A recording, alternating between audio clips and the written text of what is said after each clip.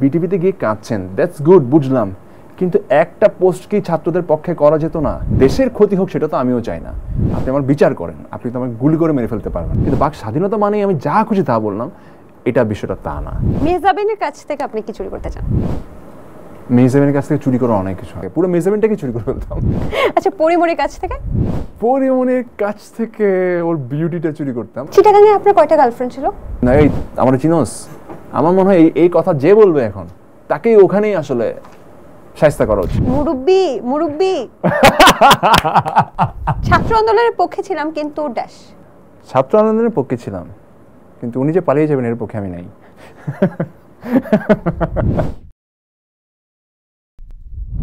দর্শক, the talk রুমের আজকের গেস্ট একজন অভিনেতা। তিনি সুদর্শন, সোজা কথার মানুষ এবং তার চেহারার মধ্যে নাকি একটা প্রতিবাদী ভাব আছে।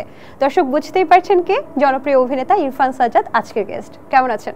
আমি ভালো আছি, কিন্তু আমার ফেসে প্রতিবাদী ভাব আছে, এটা কি বলবো? এটা প্রোডিউসার বলেছে।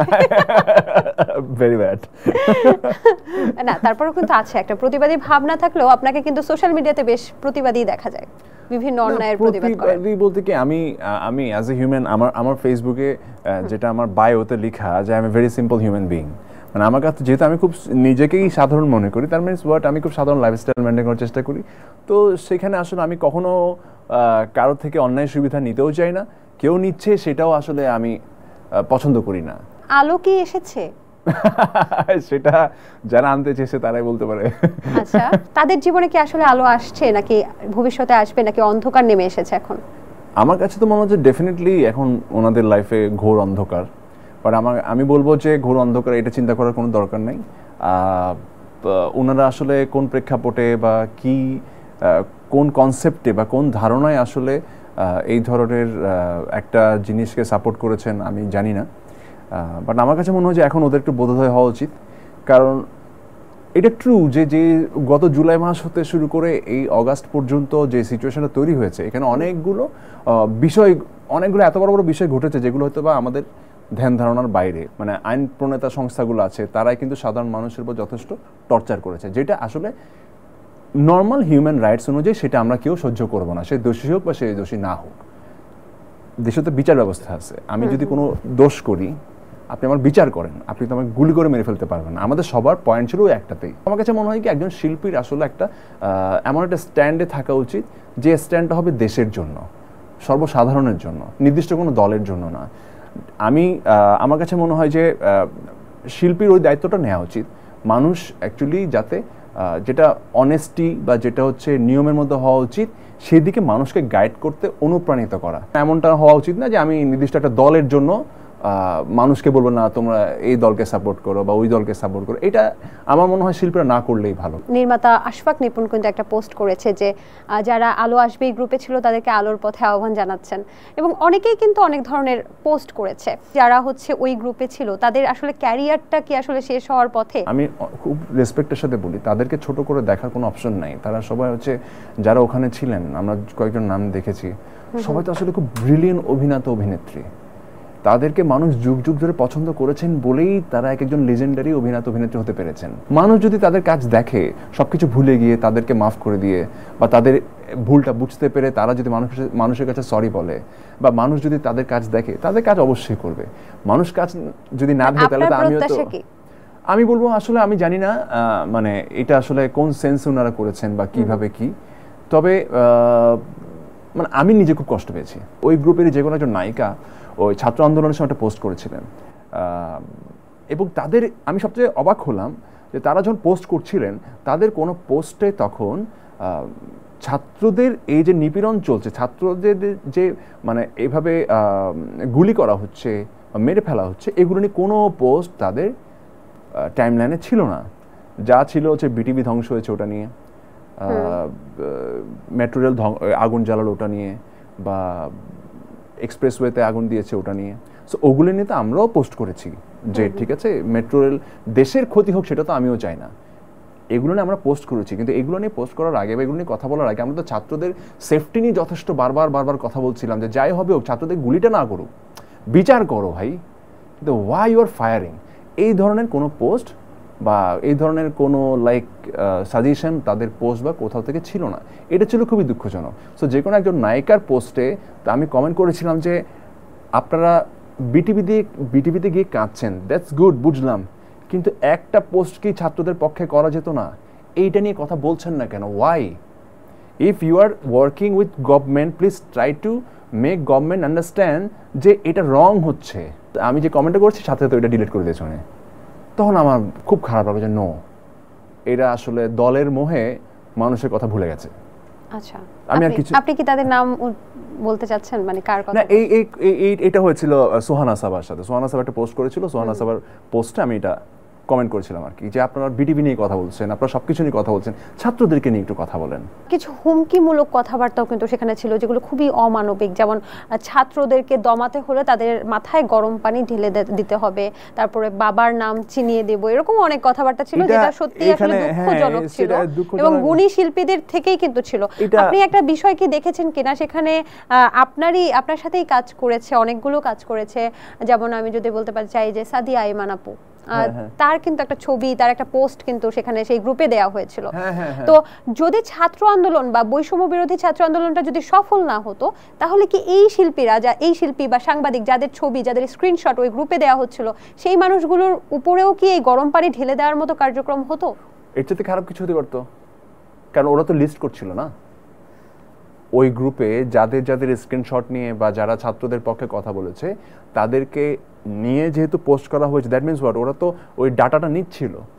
তো সামহাউ যদি গভর্নমেন্ট স্টে করে যেত, ডেফিনেটলি এদের বিরুদ্ধে অ্যাকশনে যেত, এটা তো অবশ্যই যেত। আমরা একটা বিষয় শুনেছি, মুনিরা মিঠু, আপনি হয়তো চিনে থাকবেন। হ্যাঁ, মিঠু আপা।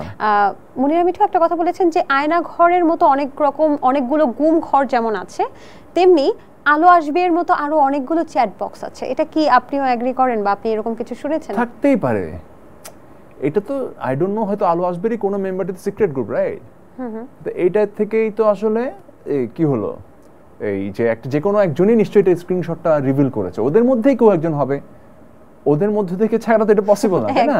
কোনো হ্যাকারের তো আর এটা কাজ না, এটা ওদের মধ্যে থেকে কেউ একজন স্ক্রিনশট গুলো নিয়ে সবাইকে দিয়েছে।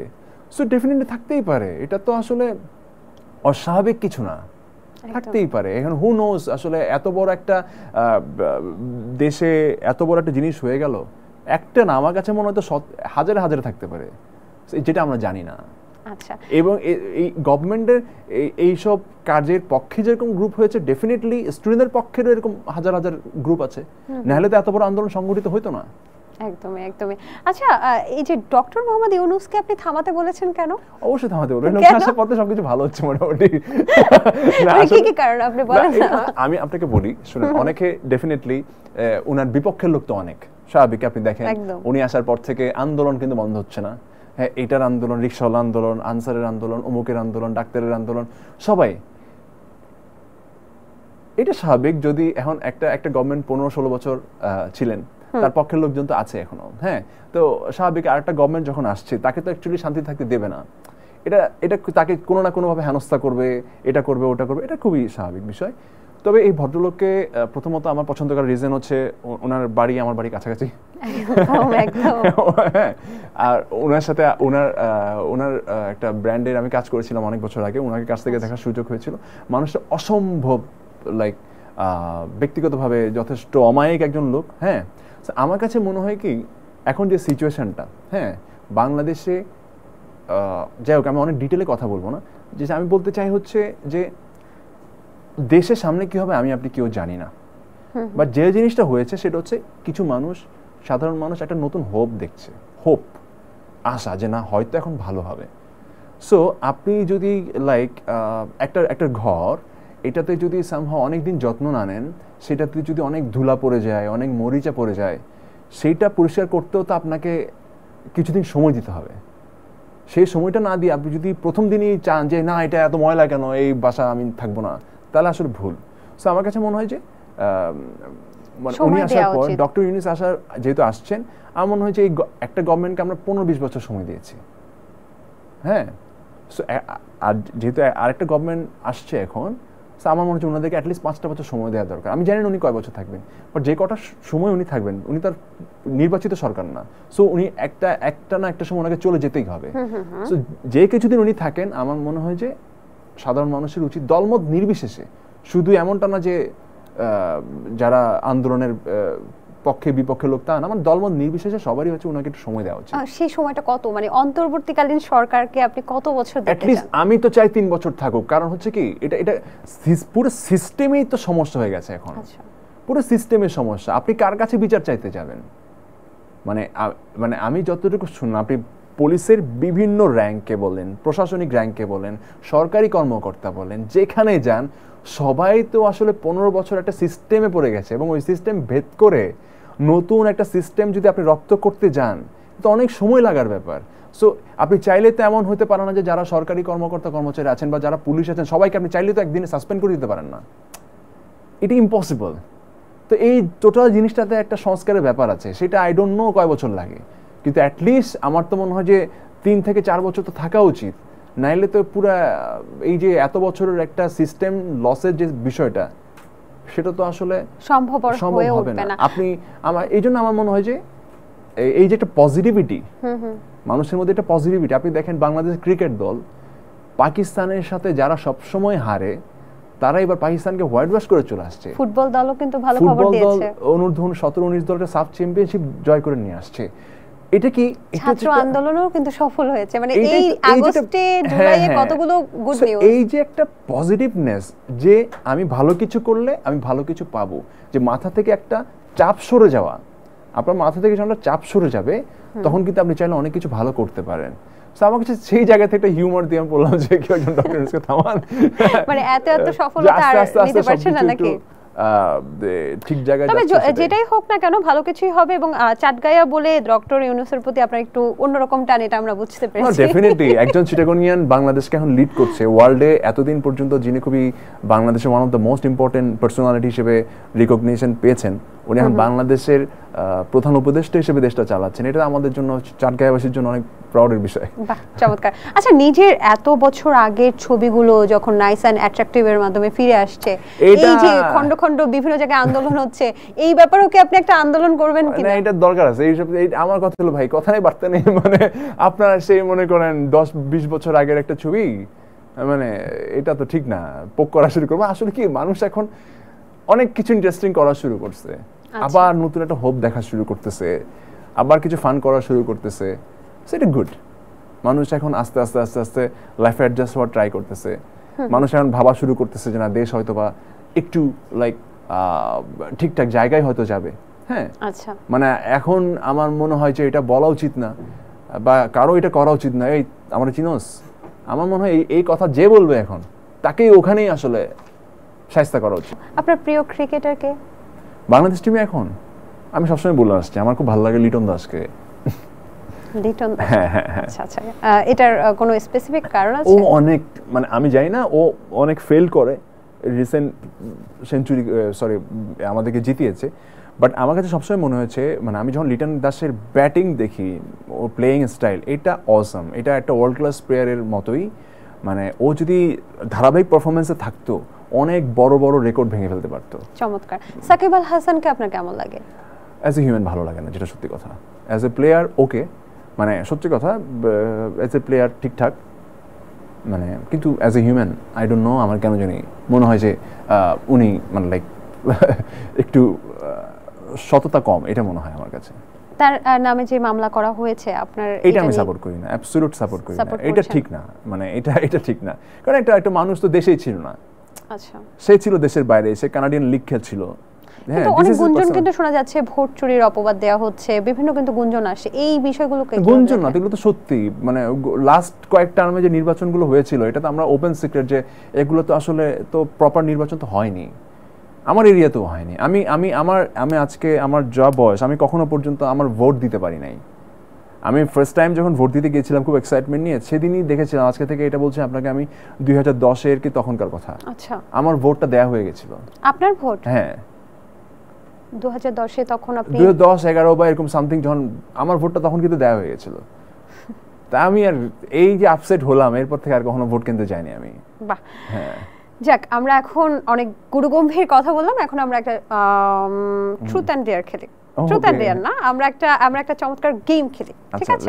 আমি কিছু র্যাপিড ফায়ার মতো আমি কিছু নাম বলবো, এই মানুষগুলোর থেকে আপনি কি চুরি করতে চান? মানে হয় না যে আপনার থেকে ধরেন একটা ছেলে চাবে কি সুদর্শন আপনার চেহারাটা চুরি করতে, বা আপনার ধরেন সানগ্লাসটা ভালো লাগলো আমার, আমি বলবো আপনার সানগ্লাসটা চুরি করতে চাই। আপনি এই মানুষগুলো থেকে কোন গুণটা বা কোন জিনিসটা আপনি চুরি করতে চান একটু বলবেন আমাকে, ঠিক আছে? অপূর্ব স্টাইল। আচ্ছা, অপূর্বের স্টাইল আমি চুরি করতে চাইবো। কেন ওনার স্টাইলটা আপনার বেশি ভালো লাগে? আপনার থেকেও বেশি? ডেফিনেটলি অপূর্ব ভাই যখন লাইক হিজ মোস্ট, আমার দেখা আমার দেশে যারা এখন নায়কদের মধ্যে কাজ করছে, মোস্ট স্টাইলিশ পারসন।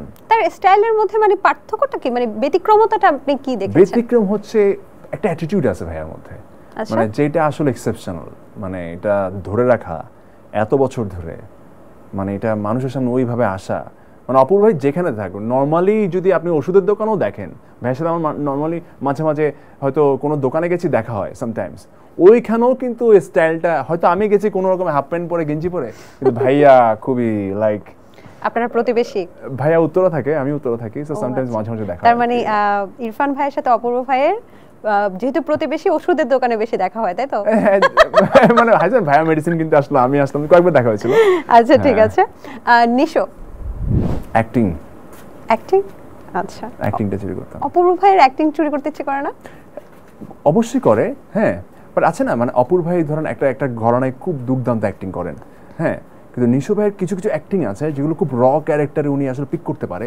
ওইটা জানতে হলে আসলে খুব বেসিক থেকে অ্যাক্টিংটা আসলে জানতে হবে, ওই জিনিসগুলো আসলে আমি চুরি করতে চাই ওনার কাছ থেকে। আরিফিন শুভ ভাইয়ার বডি,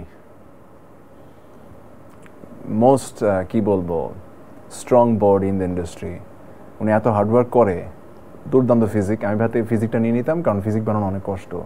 অনেকে বলে আপনার সাথে নাকি তার চেহারার অনেক মিল আছে। অনেকেই বলে আমাকে, হ্যাঁ। আচ্ছা, ইভেন ভাইয়ার নাম করে আমি অনেককে অটোগ্রাফও দিয়ে দিয়েছি। একবার গুলশান থানায়, গুলশানে আজকে থেকে প্রায় 5 বছর 6 বছর আগে গুলশানের দিয়ে যাচ্ছিলাম, আমাকে সিগন্যালে আটকালো, আমি গ্লাস না বললাম, ও বস আপনার সিনেমা আমি সবসময় দেখি, আমি থ্যাংক ইউ ওকে শুভ ভাই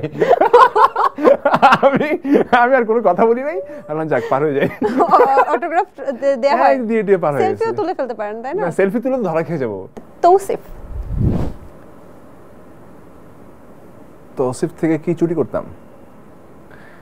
ওর ভালো ভালো প্রোডাকশনগুলো, হি ইজ সো লাকি, ও অনেক লাকি একটা ছেলে মাশাআল্লাহ, এবং এত ভালো ভালো ডিরেক্টরের কাজ করার সেই সুযোগ পেয়েছে এন্টার লাইফে।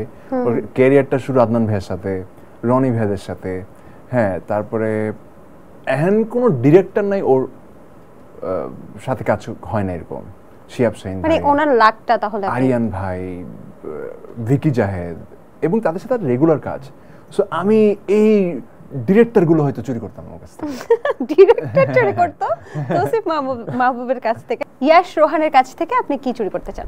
His charmness, he is very smart, এবং খুব ফ্ললেসলি অ্যাক্টিং করে, খুব চার্মিং ওয়েতে। আচ্ছা, এইটা খুব ইম্পর্টেন্ট, এবং এই চার্মটা অনেক অদ্ভুত একটা বিষয় ওর মধ্যে, এই জিনিসটা আমি নিতাম ওর কাছ থেকে।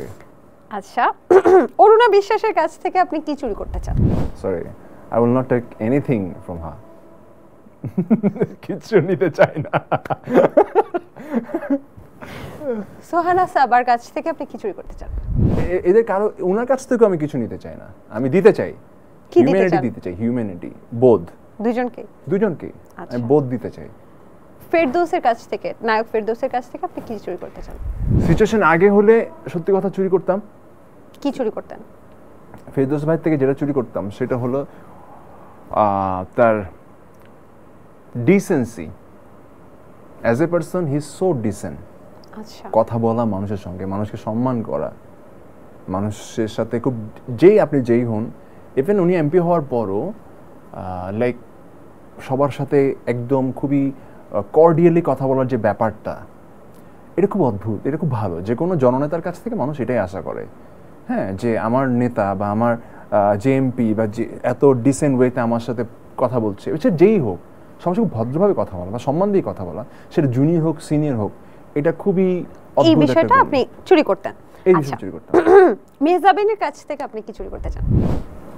মেহজাবিনের কাছ থেকে চুরি করা অনেক কিছু আছে, অনেক কিছু। পাংচুয়ালিটি, নিজের প্রতি সিরিয়াসনেস, কাজের প্রতি সিরিয়াসনেস, ডেডিকেশন, মানে নিতে হলে অনেক কিছু নেওয়া যায় মেহজাবিনের কাছ থেকে। পুরো মেহজাবিনটাকে চুরি করে ফেলতাম। পুরো মেহজাবিন? ও মাই গড। আচ্ছা, পরিমণির কাছ থেকে? পরিমণির কাছ থেকে ওর বিউটিটা চুরি করতাম। আমি চুরি করতে লাভ বিউটি নাই। আপনি চুরি করে করতেনটা কি? আমি আরো বিউটিফুল হয়ে যেতাম। ছেলে না, মানুষ। পরিমণি ইজ সাচ এ, আমার কাছে মনে হয় যে is such a like personality, যেটা আসলে খুব ইন্টারেস্টিং। আমার মানুষ যা বলবে বলুক, আমার পরিমণিকে ভালো লাগে। শাকিব খানের কাছ থেকে আপনি কি চুরি করতে চান? স্টারডম, স্টারডম, ওনার স্টারডমটা চুরি করতাম। এটা খুবই টাফ, মানে এই উনি যে স্টারডমে বাংলাদেশে আছেন, এটা হিউজ একটা জিনিস। জোফান? জোভানের কাছ থেকে কি চুরি করতাম? জোভানের কাছ থেকে কি চুরি করতাম? ও আচ্ছা, হ্যাঁ, একটা জিনিস চুরি করতাম। কি? না, এটা বলা যাবে না। বলা যাবে না। জোভানের? ওইটা জোভানের হিডেন ট্যালেন্ট। ওটা আচ্ছা। জোভানের সাথে আমি দেখা হলে বলবো।